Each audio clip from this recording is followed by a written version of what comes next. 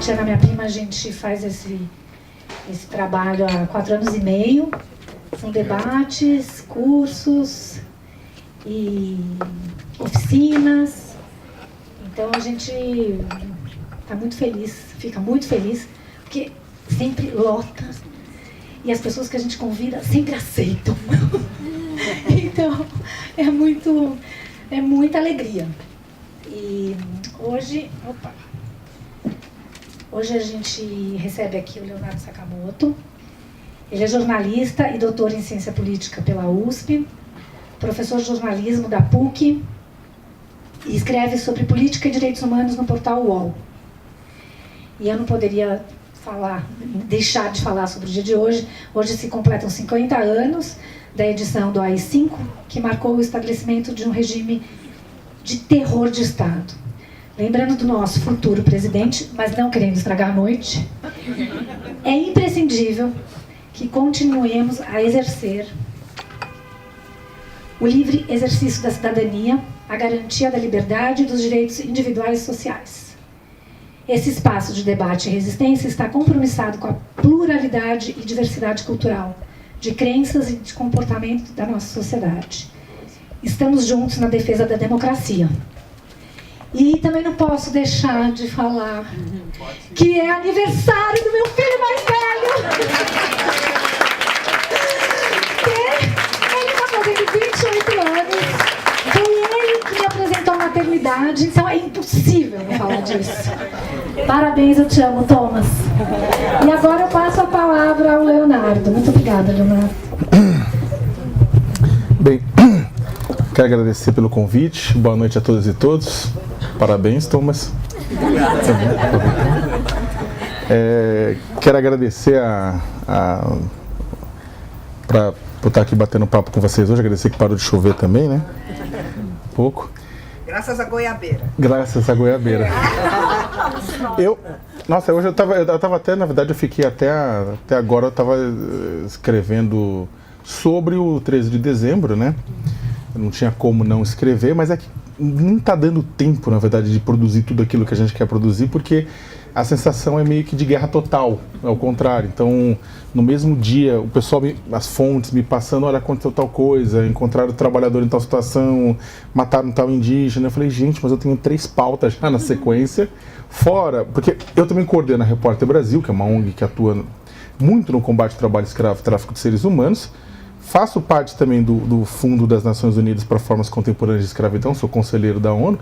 Então, tudo acontece ao mesmo tempo, mas as tragédias aqui do país, então a gente quase não consegue dar conta, na verdade. Então, é legal que até esses momentos que a gente acaba batendo papo, não são apenas momentos que a gente conversa, mas é um momento de troca e a gente acaba organizando o pensamento. E caso contrário, a gente fica louco, né? Quando ela me convidou para falar sobre ódio, sobre desinformação, sobre notícias falsas... Desculpa, saiu uma gripe. Eu prontamente aceitei, porque é um tema que eu venho trabalhando, eu venho pesquisando, né, desde 2014, né? Eu passei até um tempo fora trabalhando com esse tema. Eu comecei a trabalhar não porque eu achei interessante, porque eu achei bonitinho notícia falsa, porque eu achei bonitinho ódio e tolerância, mas por uma questão de sobrevivência pessoal. Eu passei por muitas poucas e boas, ainda passo, a bem da verdade, e eu queria entender os mecanismos, entender as dinâmicas que levavam as pessoas a atacar umas às outras, a bater umas nas outras por conta de debates que nascem nas redes sociais, e também entender todo esse fenômeno de desinformação e para onde que a gente ia. Daí, eu organizei, até juntei alguns cases, eu tinha feito um PowerPoint, mas eu vou mostrar na tela do computador mesmo para vocês 1 ou 2 imagens que eu acho que pode ser interessante para o ponto. Tem 3 casos que eu levantei que eu acho que ilustram bem a situação que a gente está, e são 3 casos que aconteceram comigo.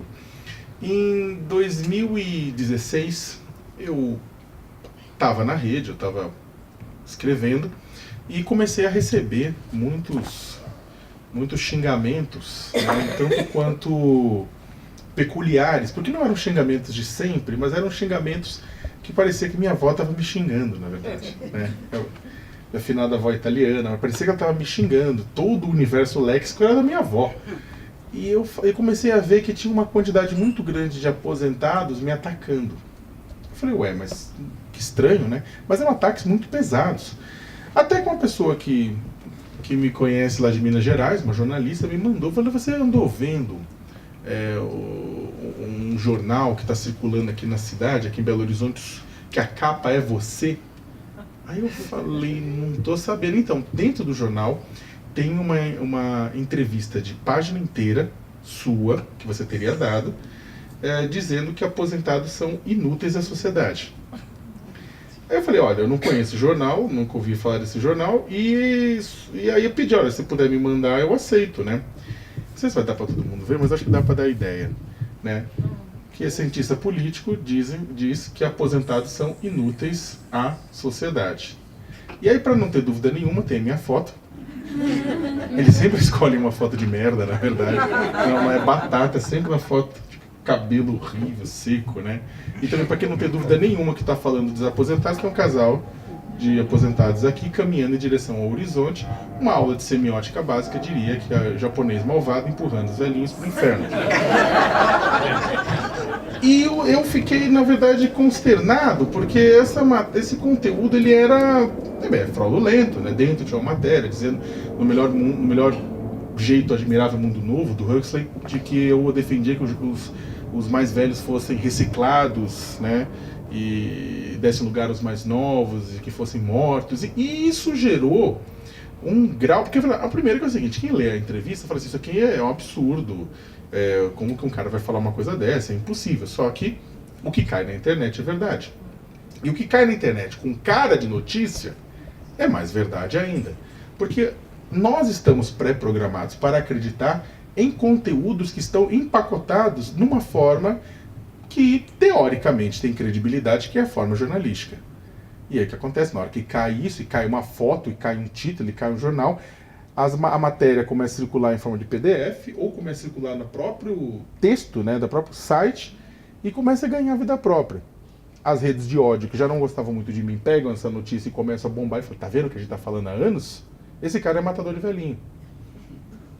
E começam a surgir as primeiras ameaças de morte, logo na sequência. Eu até escrevi um texto com passo a passo de uma tragédia anunciada. Falei, isso aqui vai dar merda, a partir de agora eu vou anotar hora por hora o que vai acontecendo. Quase numa experiência antropológica em que eu estava trabalhando com um objeto que era eu mesmo. Nesse caso foi hora por hora e o negócio vai avançando. Começam as ameaças de morte, começam... em determinado momento alguém fala que é culpa do PT. Né? Fala assim, não, ele ganhou dinheiro do PT para bater... Não, da Dilma, exatamente para bater em velhinho. O mais engraçado é que teve um certo momento daquele dia em que as pessoas que são... Não todos, mas alguma parte dos blogueiros ultraconservadores veio a público dizer, gente, isso aqui é falso. Que a gente não gosta do Sakamoto, mas ele não fala isso, ele fala o contrário com relação à Previdência. Então, por favor... E o público desse pessoal ultraconservador começou a xingar o pessoal ultraconservador e falava, tá defendendo ele agora? Ou numa frase que eu depois printei e emoldurei. Não, aspas, não importa que não é verdade, importa que é contra ele. Fecha aspas. Essa frase, que pode ter sido escrita de uma forma talvez até inconsciente, né? Mas ela resume de uma forma magistral o que é o sentido da interpretação e o sentido da difusão de informação na internet. Que a gente vai voltar depois, daqui a pouco. Não importa que é verdade ou não. O que importa é que eu concordo com isso. Que é a grande lei da rede social. Verdade não é aquilo que é baseado em fatos que podem ser reprodutíveis, que podem ser comprovados, baseados em fontes fidedignas e conhecidas, mas fato é tudo aquilo com a qual eu concordo. Verdade é tudo aquilo com a qual eu concordo. E mentira é tudo aquilo da qual eu discordo. Este é a relação básica da existência nas redes sociais. Agora, isso continuou aumentando, isso continuou crescendo. Chegou um ponto que transborda para fora da rede social e vai para a rua. E aí você tem grupos de jovens, por exemplo, que me cercaram, chegaram a me cercar e falou, você quer matar velhinho? Mata a gente, então. Eu falei, não quero nem matar velhinho, não quero matar vocês, não quero ser morto por vocês, eu acho que a gente pode conversar, mas aconteceu de ser parado na rua e de ser xingado, de ser ameaçado. Chegou muita ameaça de morte naquela época, eu vou meter 5 balas na tua testa, eu vou descarregar um pente na tua testa, eu sei onde a sua mãe mora, e começa a distribuir endereço de pai, começa a distribuir o seu próprio endereço, e o negócio começa a esquentar. Nesse meio tempo eu pedi para meus advogados, para pedir um direito de resposta na justiça, a gente conseguiu. O veículo de comunicação lá de Minas, que é um jornal de tamanho médio, publicou, né, o meu dia de resposta, deram uma justificativa bizarra para a notícia. A gente não sabia, a gente falou com a sua assistente que passou isso, não tinha assistente nenhuma envolvida. Só que eles publicaram um direito de resposta nessa história que Sakamoto não disse que aposentados são inúteis à sociedade. E novamente uma foto de merda. Mãozinha dando like. Não tem. Esteticamente, esse jornal é bastante questionável, na verdade, mas eles pegavam minhas piores fotos.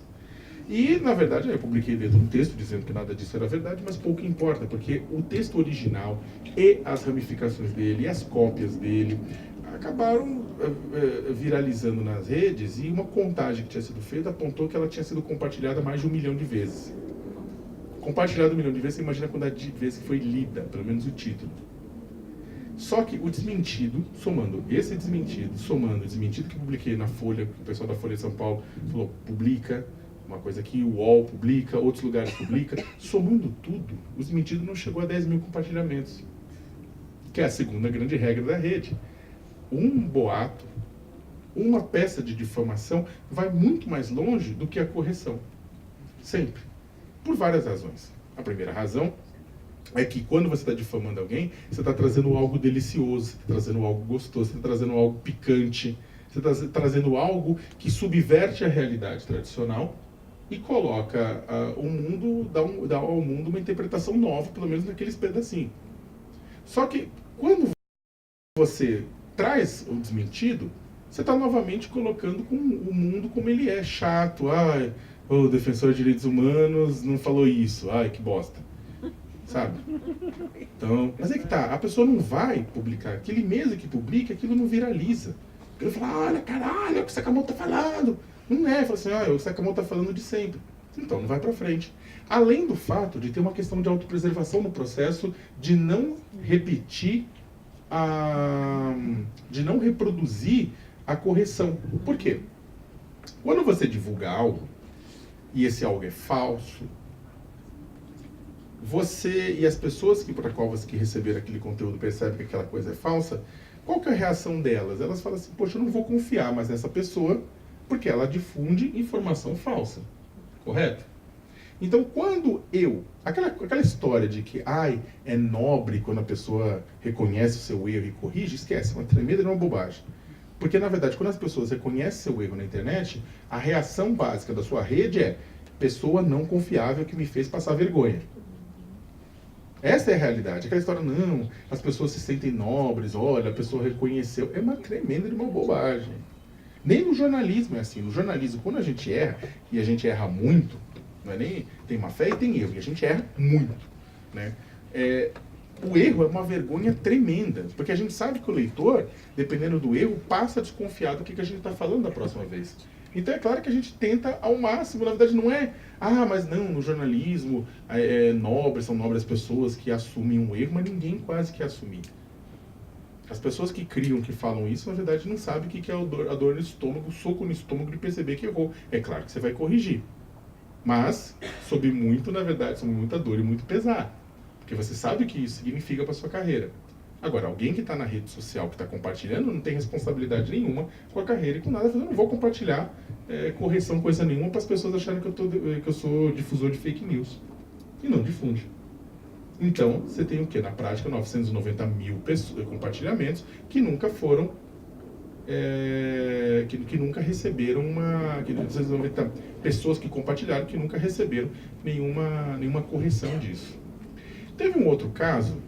Esse caso, na verdade, ele acabou levando, como eu comecei a receber muita ameaça complicada, eu acabei denunciando o caso para o Ministério Público Federal, que pediu investigação policial, só que a investigação policial até hoje não deu em nada. E isso já vai fazer quase 3 anos. Teve um outro, até hoje, na verdade, toda vez que alguém discorda de alguma coisa que eu faço, publique um link desse e fala, ninguém acredita nele não, gente, ele quer matar velhinho. Que é o terceiro ensinamento que a gente tira dessa história, que a internet tem cauda longa. A internet é um bichinho com uma cauda extremamente longa, maior do que ele próprio, que passa por uma porta, entrou, não entrou, está entrando. Você vai ver, o rabo vai passando, passa um tempão e o rabo ainda está passando. A internet é isso, é um bichinho de cauda exageradamente longa. Ou seja, depois que o principal passou, ele continua reverberando e presente por muito e muito tempo.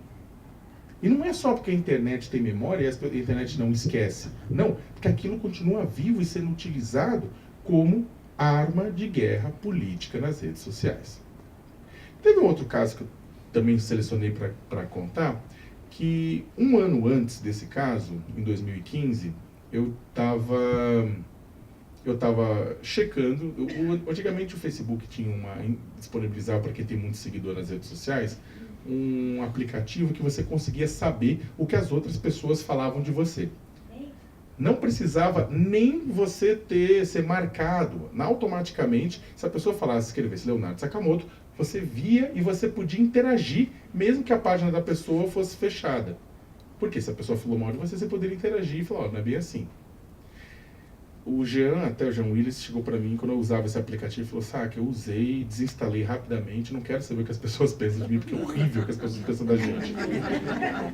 Aí eu falei assim, Jean, mas aí que tá, é melhor ter os inimigos mais próximos do que, os amigos próximos e os inimigos mais próximos ainda, pra gente saber o que está acontecendo e poder prevenir.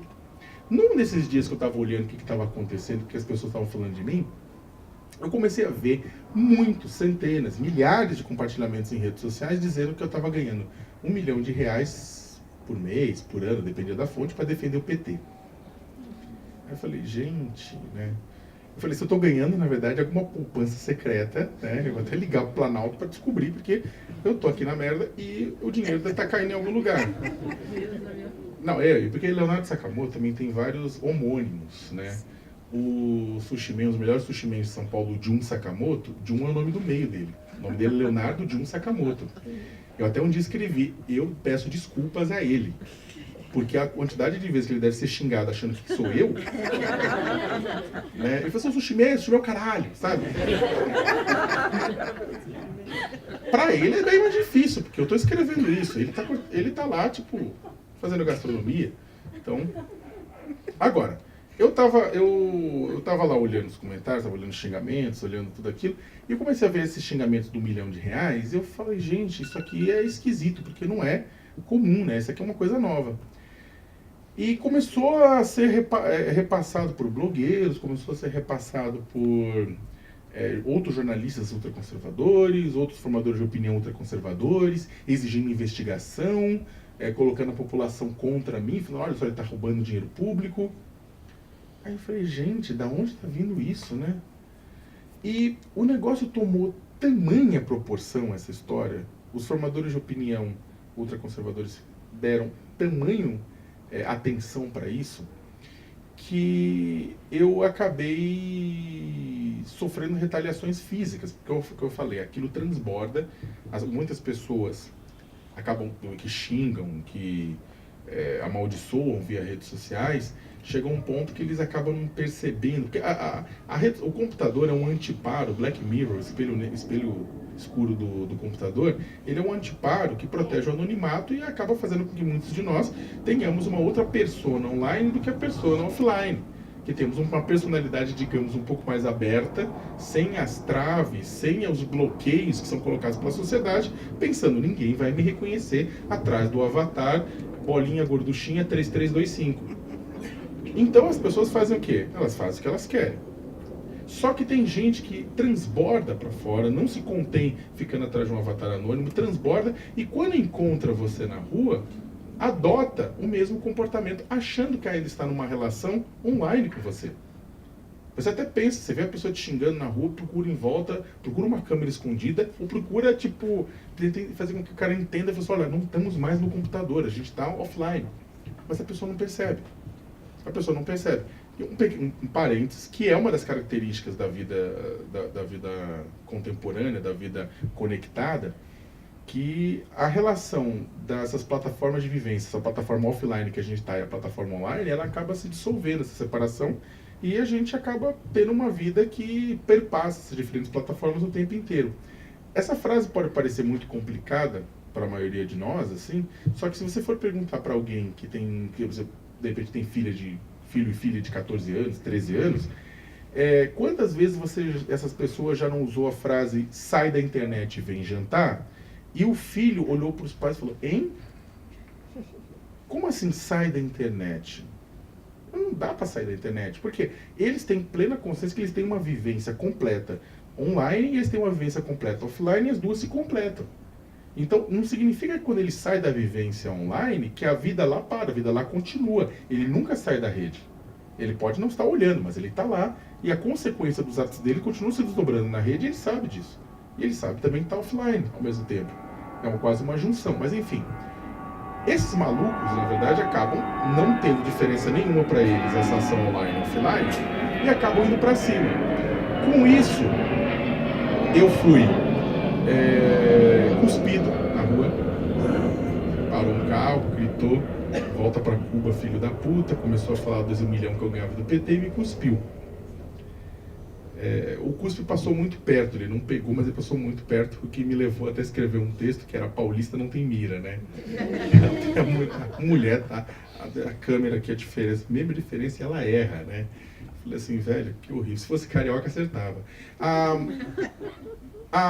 Outro dia eu fui cercado por jovens que me derrubaram na rua e também começaram a reclamar desse 1 milhão que eu ganhava.